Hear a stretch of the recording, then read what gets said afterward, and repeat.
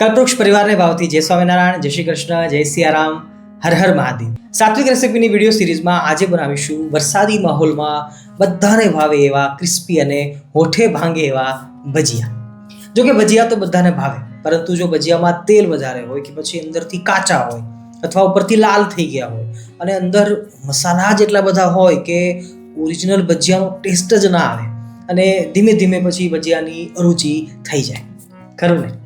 પણ ચિંતા ના કરશો, આજે એવા ભજીયા બનાવીશું કે તમને ખુદને એમ થશે કે આ ભજીયા સાચા, અને ખાધા પછી પેટમાં ભારે પણ નહીં લાગે અને ગેસ કે એસિડિટી પણ નહીં થાય. મારી જવાબદારી. ચાલો ઝડપથી બનાવી લઈએ વરસાદી માહોલમાં મજા પડી જાય એવા ભજીયા. રાધે રાધે. ભક્તો, મેં પહેલાં જ કહ્યું હતું કે આજની આ ભજીયાની રેસીપીની અંદર બહુ ઓછી વસ્તુઓનો ઉપયોગ આપણે કરવાના છીએ, અને એ વાત ક્લિયર કટ છે કે ભજીયાની રેસીપીમાં ફક્ત ને ફક્ત ચણાનો લોટ મેઇન વસ્તુ છે, અને બાકી શાકભાજીની અંદર આપણે જે કંઈ નાખીએ એ આપણી ઈચ્છાની વાત હોય છે. આજના દિવસે આપણે જોઈએ તો ચણાના લોટ આપણે 2 બાઉલ લીધા છે. જેટલો ચણાનો લોટ લઈએ એના કરતાં અડધું આપણે શાકભાજી લેવાનું છે. તો હાલ આપણે પાલક અમને મળી રહ્યું છે બજારમાંથી, તો પાલક મેં લીધું છે. સાથે કોથમીરનો ઉપયોગ કરવાના છીએ, થોડી કોબીજ નાખીશું, મરચાંનો ઉપયોગ કરીશું, લીંબુ છે અને સોડા છે, અને એક સિક્રેટ ઇન્ગ્રીડિયન્ટ આ છે જેનું નામ છે ચોખાનો લોટ. તો 1 બાઉલ દીઠ 1 ટેબલ સ્પૂન આપણે ચોખાનો લોટનો ઉપયોગ કરી શકીએ, તો એનાથી આપણા ભજીયા છે એકદમ ક્રિસ્પી બનશે, એકદમ જાળીવાળા બનશે અને એકદમ ફરસા બનશે.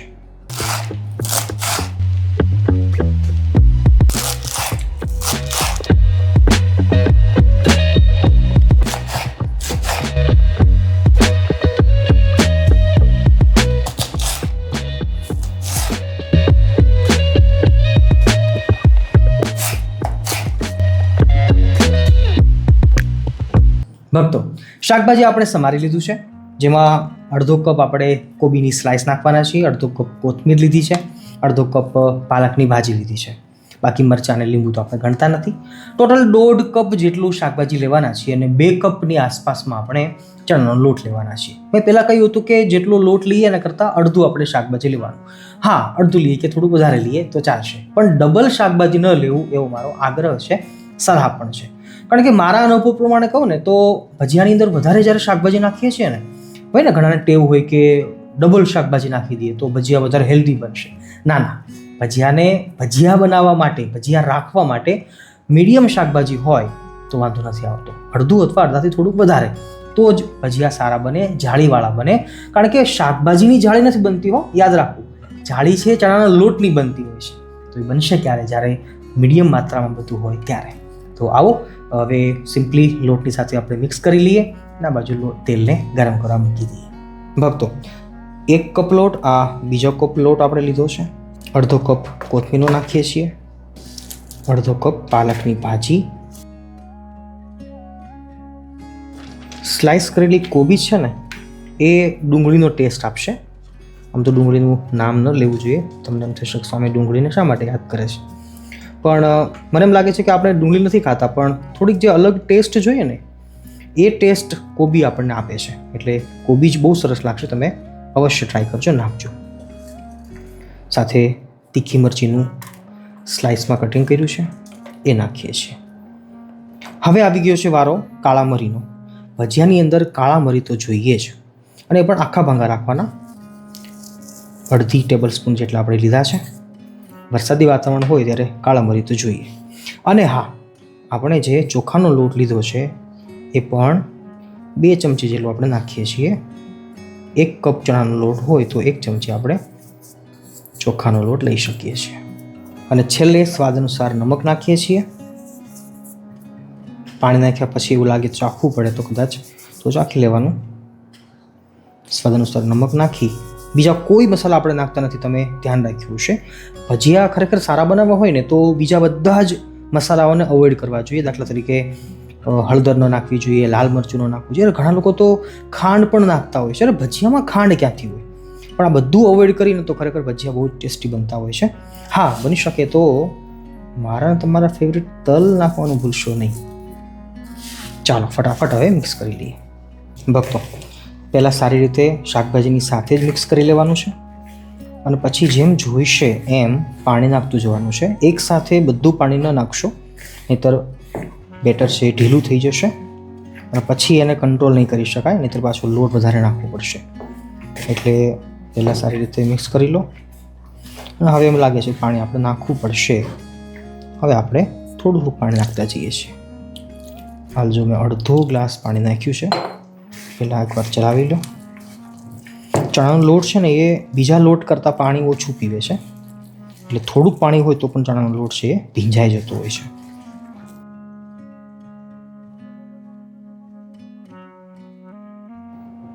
ફરીવાર થોડુંક પાણી લઉં છું.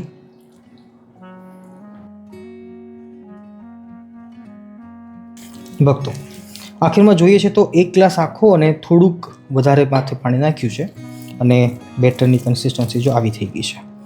હાલ આટલી રાખવાની છે. હવે આને 5 મિનિટનો રેસ્ટ આપી દઈશું. ત્યાં સુધીમાં આપણે તેલને ગરમ કરવા મૂકી દઈએ. 5 મિનિટ પછી જોઈશું તો કદાચ જોશે તો પછી આપણે વધારે પાણી નાખીશું.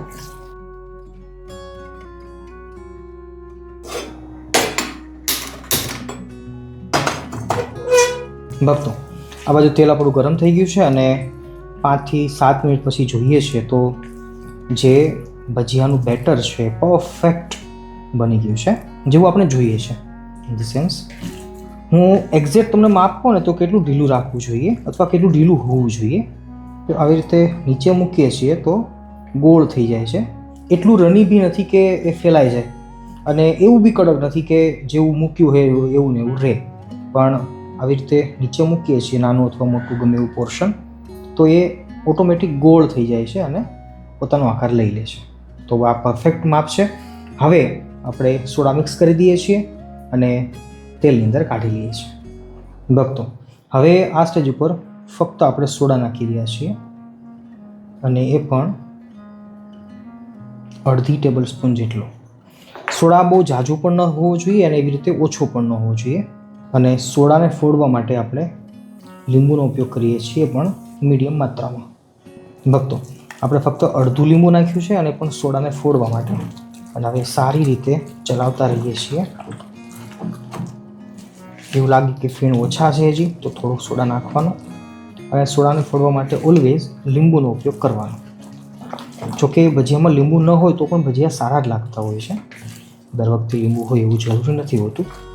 અને એક વાતનું અનુસંધાન રાખવાનું કે હળદર નાખી હોય ને તો ત્યારે આપણે સોડા છે એ ન નાખી શકીએ અથવા હળદર ન નાખી શકીએ, કારણ કે બંને જ્યારે મિક્સ થાય છે ત્યારે ભજીયા લાલ થઈ જાય છે. રાસાયણિક પ્રક્રિયા થાય તો ભજીયું લાલ થઈ જાય. સારી રીતે ચલાવતા રહો. અને હવે જોઈએ છે તો એકદમ ફ્લફી એવું મટીરિયલ તૈયાર છે. સિમ્પલી આપણે હવે તેલમાં કાઢી લઈએ છીએ.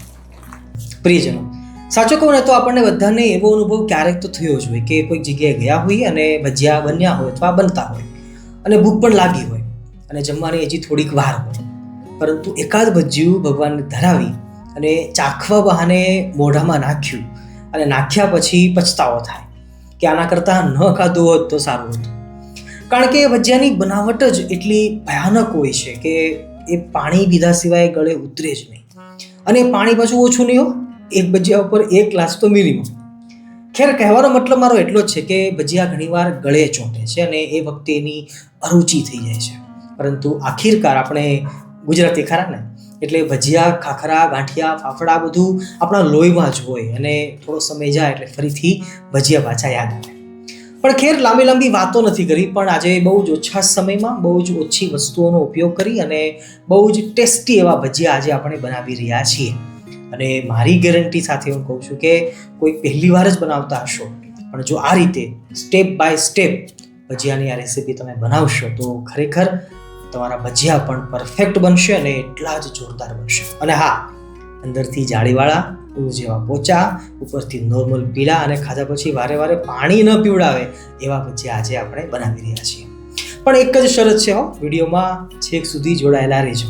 અને હા, આ વરસાદી માહોલમાં આવી રીતે ભજીયા જરૂર બનાવજો, પછી કહેતા નહીં કે સ્વામીએ નહોતું કહ્યું. જય સ્વામિનારાયણ.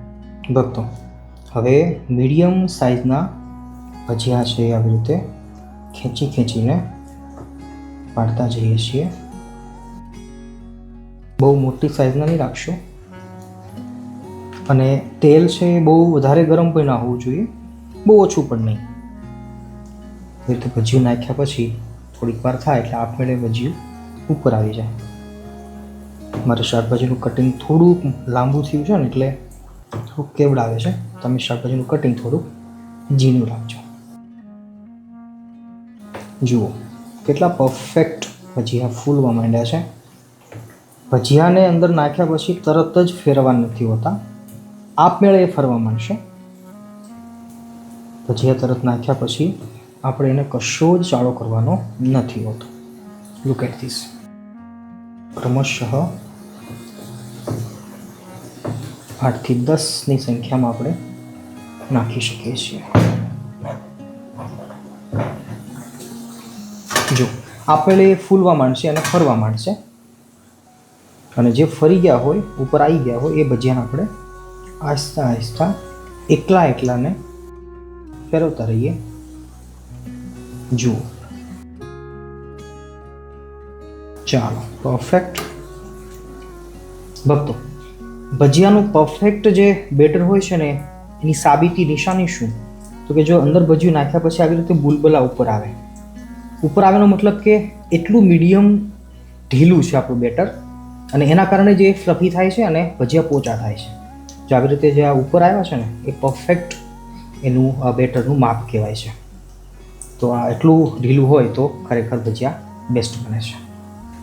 ભક્તો, જોઈએ છે તો 1 મિનિટ પછી ભજીયું ઓલમોસ્ટ પાકવા આવ્યું છે.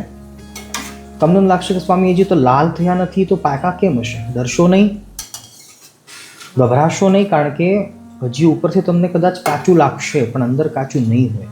આપણા આ ભજીયાની ખાસિયત જ એ છે, સોડા માપે હોય અને જે પ્રમાણે બેટર રાખ્યું છે આપણે એ પ્રમાણે લાલ ભજીયા કરવાની જરૂર નથી. સફેદ જ રહેશે, આ ઉપરથી આવા પીળા જ રહેશે, અને તો પણ અંદરથી પાકી ગયા હશે એ મારી ગેરંટી છે. હમણાં હું દેખાડું છું, જોજો. અને ઓબ્વિયસલી ભજીયાનો આકાર ગોળ તો નહીં જ આવે. જો એકદમ આમ કહેવાય ને કે પ્રોપર ભજીયા હોય ને એવા જ ભજીયા આડાવાળા દેખાતા હશે તમને. ચાલો, પરફેક્ટલી પાકી ગયા છે. હવે ફટાફટ આપણે કાઢી લઈએ છીએ.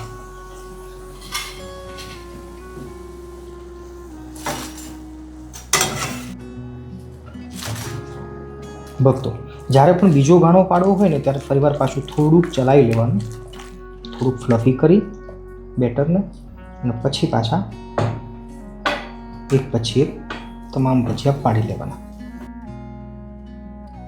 જો ગેસની ફ્લેમ એટલી ધીમી છે કે ભજીયું નાખ્યા પછી તરત જ ઉપર નથી આવતું. તરત ઉપર આવી ગયું તો સમજવું કે થોડું ગેસ વધારે ફાસ્ટ હશે, તેલ વધારે આવેલું હશે. ભજીયા માટે મીડિયમ તેલ રાખવાનું હોય છે. આ એનું સૌથી મોટું સિક્રેટ છે.